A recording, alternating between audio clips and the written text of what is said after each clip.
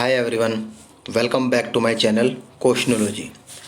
दोस्तों, जैसा कि आप सभी को पता है एसएससी जीडी की डेट का नोटिफिकेशन आ चुका है। एग्ज़ाम डेट का आप लोग के 4 फरवरी से लेकर 29 फरवरी तक दोस्तों आपके 2025 में एग्ज़ाम रहने वाले हैं।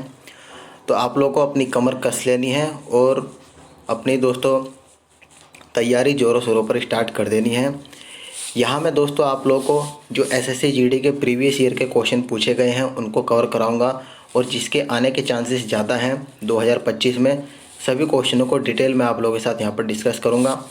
आप लोग यहाँ पर देख लीजिए। सबसे पहले मैं हिस्ट्री कराऊँगा, फिर उसके बाद भूगोल, भारतीय राज्य व्यवस्था, इकोनॉमिक्स, फिर फिजिक्स, केमिस्ट्री, बायो और लास्ट में स्टैटिक जीके कवर कराऊँगा। तो आज से दोस्तों स्टार्ट हो रही है वीडियो है एसएससी जीडी के लिए स्पेशली। तो स्टार्ट करते हैं वीडियो हिस्ट्री से। दोस्तों यहाँ पर क्वेश्चन हम लोग शुरुआत कर रहे हैं। ये जितने भी क्वेश्चन दोस्तों मैं आपको कराऊंगा सभी दोस्तों प्रीवियस ईयर में पूछे जा चुके हैं और जिसके आने के चांसेस ज़्यादा हैं। हिस्ट्री से स्टार्ट करते हैं। चलिए, पहला क्वेश्चन है, भारतीय पुरातत्व का जनक किसे कहा जाता है? 4 ऑप्शन है आप लोगों के सामने। तो इसका आंसर होगा दोस्तों Alexander Cunningham, option number A. दोस्तों, अलेक्जेंडर कनिंघम को भारतीय पुरातत्व का जनक कहा जाता है। इसने दोस्तों भारत में वर्ष 1861 में भारतीय पुरातत्व सर्वेक्षण यानी कि एएसआई की स्थापना करी थी और इसके पहले महानिदेशक भी दोस्तों यही बने थे। तो ऑप्शन नंबर ए इसका राइट आंसर हो जाएगा। अगला क्वेश्चन है, निम्नलिखित में से कौन भारत के पुरातात्विक महत्व का एक पुरापाषाण स्थल है? हुनसागी, ऑप्शन नंबर सी इसका राइट आंसर है। अगर दोस्तों पूछे कि ये कहाँ पर है, कौन से स्टेट में, तो कर्नाटक राज्य में दोस्तों ये लोकेटेड है। और चिराद, बुर्जहोम और मेहरगढ़ नवपाषाण कालीन दोस्तों ये स्थल है। आपसे पूछा जा सकता है अगली बार कि नवपाषाण कालीन स्थल कौन से हैं, तो दोस्तों ये भी आप लोग को ध्यान रखना है, option number C. Next question, प्राचीन काल में कमकार शब्द का संबंध डैश से था यानी कि किस से था? ये दोस्तों भूमिहीन खेतीहार मजदूरों से इसका संबंध था, ऑप्शन नंबर बी। ये दोस्तों तमिल शब्द होता है। कमकार एक तमिल शब्द है जिसका रिलेशन दोस्तों भूमिहीन खेतीहार मजदूरों से था। ये लोग जमींदारों के खेतों में कार्य करते थे और इन लोगों को नकद या किसी वस्तु के रूप में भुगतान किया जाता था। तो ऑप्शन नंबर बी इसका राइट आंसर हो जाएगा, भूमिहीन खेतीहर मजदूर। अगला क्वेश्चन है, लौह युग को यह नाम इसलिए दिया क्योंकि इस समय के दौरान मध्य पूर्व और दक्षिण पूर्व यूरोप में औजारों और हथियारों में मुख्य रूप से डैश की जगह लेने का इस्तेमाल होने लगा था। दोस्तों कांसे का इस्तेमाल होने लगा था लोहे की जगह, मतलब कांसे की जगह लोहे का इस्तेमाल होने लगा था। ऑप्शन नंबर डी इसका बिल्कुल इसका सही आंसर हो जाएगा। कुछ डिटेल देख लीजिए आप लोग कि कांस्य युग के पतन ने लौह युग का मार्ग प्रशस्त किया था। लौह युग के दौरान मध्य पूर्व और दक्षिण पूर्व यूरोप में औजारों और हथियारों में कांसे की जगह लोहे का दोस्तों यूज करने लगे थे। अगला क्वेश्चन है, सिंधु सभ्यता के लोग डैश बनाने के लिए तांबे और टीन को मिश्रित करते थे। वे दोस्तों कांस्य बनाने के लिए तांबे और टीन का दोस्तों मिश्रित करते थे। सिंधु घाटी सभ्यता का प्रमुख केंद्र दोस्तों हड़प्पा होने के कारण इसे हड़प्पा सभ्यता भी कहते हैं, option number B. Next question है, माइक्रोलिथ डैश का इस्तेमाल शुरुआती इंसानों द्वारा किया गया था। ये दोस्तों छोटे पत्थर के औजार का इस्तेमाल शुरुआती इंसानों द्वारा किया गया था। माइक्रोलिथ छोटे पत्थर के औजार होते थे, ठीक है, इसका नाम है ये। और इनकी आकृति ब्लेड के समान दोस्तों होती थी। ये उपकरण वास्तव में छोटे और नुकीले होते थे जिनका प्रयोग मनुष्य द्वारा शिकार करने में दोस्तों किया जाता था पहले। तो इस तरह से ऑप्शन नंबर बी इसका राइट आंसर हो जाएगा। उम्मीद कर रहा हूँ दोस्तों आप लोग यहाँ पर लेवल भी पता चल रहा होगा कि एसएससी जीडी में किस तरह से क्वेश्चन पूछे जाते हैं और आपकी तैयारी कितने जोरों पर है, ठीक है। अपना लेवल भी आप लोग यहाँ पर चेक कर सकते हैं। चलिए, अगला क्वेश्चन है कि मोहनजोदड़ो नाम का अर्थ डैश भाषा में मुद्रों का टीला है। ये कौन सी भाषा में दोस्तों मुद्रों का टीला इसका अर्थ है? इंपॉर्टेंट क्वेश्चन रहता है दोस्तों। सिंधी सिंधी भाषा में इसका अर्थ होता है मुर्दों का टीला। मुद्रों नहीं, सॉरी दोस्तों, मुर्दों का टीला। ऑप्शन नंबर डी, मृतकों का टीला भी दोस्तों इसको बोलते हैं। सैंधव स्थल मोहनजोदड़ो की खोज साल 1922 में दोस्तों राखाल दास बनर्जी ने करी थी। ये भी आपसे पूछा जा सकता है कि इसकी खोज किसने करी थी। और ये दोस्तों पाकिस्तान के सिंध प्रांत के लरकाना ज़िले में सिंधु नदी के किनारे दोस्तों लोकेटेड है। ऑप्शन नंबर डी इसका राइट आंसर हो जाएगा। चलिए अगला क्वेश्चन देखते हैं। निम्नलिखित में से प्राचीन भारत की कौन सी लिपि दाईं से बाईं ओर लिखी जाती थी? दोस्तों जो खरोष्टी लिपि है वो दाएं से बाईं ओर लिखी जाती थी। ऑप्शन नंबर सी इसका बिल्कुल सही उत्तर हो जाएगा। ठीक है, दाएं से बाएं लिखी जाती थी। और इस लिपि को पढ़ने का श्रेय दोस्तों किसको जाता है? जेम्स प्रिंसेप को दोस्तों इस लिपि का पढ़ने का श्रेय दिया जाता है।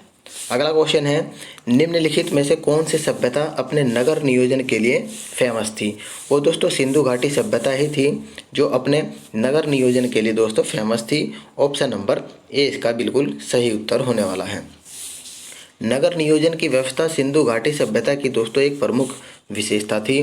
सिंधु घाटी सभ्यता के दो प्रमुख नगर दोस्तों जो हड़प्पा था पहला और दूसरा था मोहनजोदड़ो। तो इस तरह से ऑप्शन नंबर ए इसका राइट आंसर हो जाएगा। अगला क्वेश्चन है, किस स्थान से हड़प्पा कालीन रथ की एक प्रतिमा प्राप्त हुई थी? दोस्तों ये दैमाबाद से प्राप्त हुई थी। ऑप्शन नंबर सी, दैमाबाद दोस्तों महाराष्ट्र हड़प्पा सभ्यता का दक्षिणतम स्थल है। ये है, यहाँ से दोस्तों रथ की मूर्ति प्राप्त हुई थी। दोस्तों अभी आपके पेपर में जैसे कि 4 फरवरी से एग्ज़ाम है, तो नवंबर है, दिसंबर, जनवरी, 2-2.5 महीने लगभग है दोस्तों। आप लोगों को मैं पूरा कवर करा दूंगा, बस आप लोगों को सारी वीडियो देखनी होगी और थोड़ा सा दोस्तों मुझे सपोर्ट करना होगा। चलिए अगला क्वेश्चन है, ऋग्वेद काल में रावी नदी को क्या कहा जाता था? दोस्तों उसको पुरुषणी कहा जाता था। Option number C. और भी दोस्तों प्राचीन नाम है जिसका अब आधुनिक नाम है, इसका दोस्तों आप लोग देख सकते हैं कि असिकनी को दोस्तों ये प्राचीन नाम था, ये अब चिनाब नाम है इसका। विपाशा दोस्तों व्यास नदी में बदल चुकी है अब आधुनिक नेम में। और विंसता दोस्तों झेलम नाम हो चुका है इसका। और गंडक का पुराना नाम दोस्तों सदानीरा था। और गोमल का गोमती था। तो आपसे दोस्तों ये दोस्तों जैसे ऐसे पूछा जा सकता है कि व्यास नदी का प्राचीन नाम क्या था, झेलम का प्राचीन नाम क्या था, इस तरह से भी दोस्तों क्वेश्चन पूछे जा सकते हैं। चलिए, उपनिषदों का केंद्रीय विषय दोस्तों क्या था? दोस्तों उसका केंद्रीय विषय था दर्शन और ज्ञान। Option number D.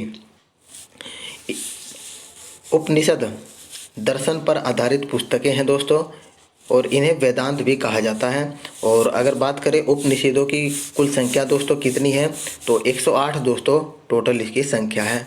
अगला क्वेश्चन, 4 वेदों में से किसमें बुरी आत्माओं और बीमारियों से बचने के लिए जादू टोना और तंत्र मंत्र का दोस्तों संग्रह है, यानी कि उसमें बताया गया है, वर्णन किया गया है?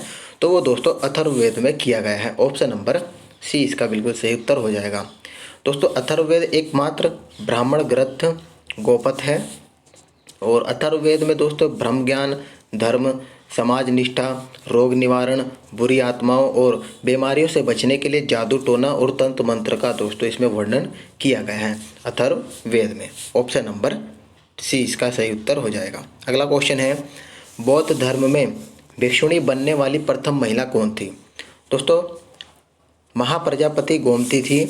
ऑप्शन नंबर ए इसका राइट आंसर हो जाएगा। अगर दोस्तों पूछे आपसे कि गौतम बुद्ध के बचपन का नाम क्या है, तो सिद्धार्थ पर टिक करेंगे। इनकी माता का नाम महामाया और इनके जन्म के 7वें दिन ही दोस्तों उनकी मृत्यु हो गई थी। इसके पश्चात इनका दोस्तों पालन पोषण इनकी मौसी प्रजापति गोमती ने किया था, जो कि बौद्ध धर्म में भिक्षुणी बनने वाली पहली महिला भी दोस्तों यही थी, इनकी मौसी। Option number A. अगला क्वेश्चन है, बुद्ध चरित्र सौंदरानंद सारिपुत्र प्रकरण के रचनाकार कौन थे? दोस्तों अश्वघोष इसके रचनाकार थे। Option number C. और भी प्रमुख ग्रंथ आप लोग यहाँ पर देखें जिसके रचनाकार का नाम बता रखा है, मिलिंद पन्हो, ये नागासेन की दोस्तों रचना है, कई बार पूछी जाती है। माध्यमिक सूत्र नागार्जुन की है। और अभिधर्म कोश वसुबंधु की है। और विशुद्धि मग ये भी बुद्ध घोष की है। तो इस तरह से इसका option number B right answer हो जाएगा, अश्व घोष। अगला क्वेश्चन है, महाबोधि मंदिर परिसर का डैश के जीवन से सीधा संबंध है। किससे दोस्तों इसका रिलेशन है? ये भगवान बुद्ध से दोस्तों इनका रिलेशन है। महाबोधि मंदिर दोस्तों बोध गया बिहार में लोकेटेड है और इस मंदिर को वर्ष 2002 में यूनेस्को ने दोस्तों विश्व धरोहर स्थल में घोषित कर दिया था। Option number C. अगला क्वेश्चन, किस शासक ने अपनी अंतिम समय में जैन धर्म अपनाकर जैन धर्म अनुसार अपने प्राण त्यागे थे? दोस्तों चंद्रगुप्त मौर्य था जिसने जैन धर्म के अकॉर्डिंग दोस्तों अपने प्राण त्यागे थे। ऑप्शन नंबर सी इसका बिल्कुल सही उत्तर हो जाएगा। ये दोस्तों एक जैन अनुयायी था। चंद्रगुप्त मौर्य ने जैन आचार्य भद्रभाव से जैन धर्म की दीक्षा ली थी। पूछा जा सकता है कि दोस्तों किससे दीक्षा ली थी, तो भद्रभाव इसका सही उत्तर हो जाएगा। और चंद्रगुप्त मौर्य ने श्रवण बेलगोला जो कि कर्नाटक में है, श्रवण बेलगोला में उपवास करके अपने प्राण त्याग दिए थे।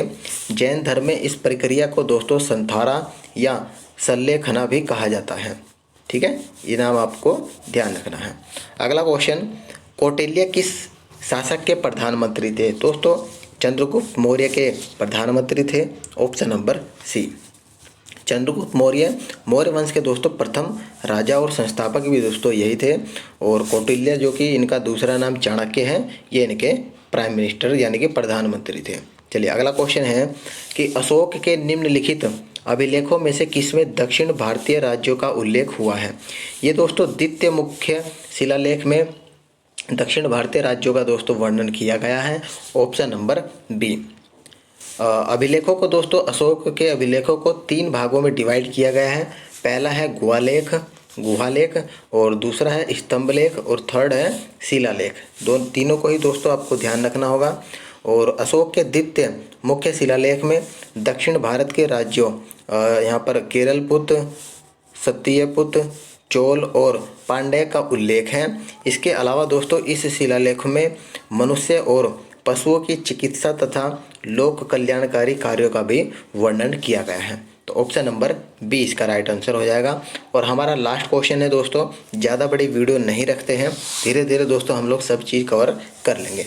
लास्ट क्वेश्चन है, निम्नलिखित में से कौन सबसे प्रसिद्ध शक शासक था जिसने काठियावाड़ में सुदर्शन झील का दोस्तों जीर्णोद्धार कराया था? दोस्तों जो रुद्रदामन प्रथम था इसने ही करवाया था। ऑप्शन नंबर सी इसका सही उत्तर हो जाएगा। कुछ फैक्ट देखिए आप लोग, जैसे कि शकों के सर्वाधिक प्रसिद्ध राजा रुद्रदामन प्रथम के विषय में जूनागढ़ अभिलेखों से दोस्तों जानकारी मिलती है। कहाँ से? जूनागढ़ अभिलेख से मिलती है। और सुदर्शन झील का निर्माण दोस्तों किस काल में हुआ था? तो मौर्य काल आप लोग टिक करेंगे। रुद्रदामन प्रथम ने गुजरात के काठियावाड़ में स्थित इस झील का दोस्तों जीर्णोद्धार कराया था। तो इस तरह से ऑप्शन नंबर सी इसका राइट आंसर हो जाएगा।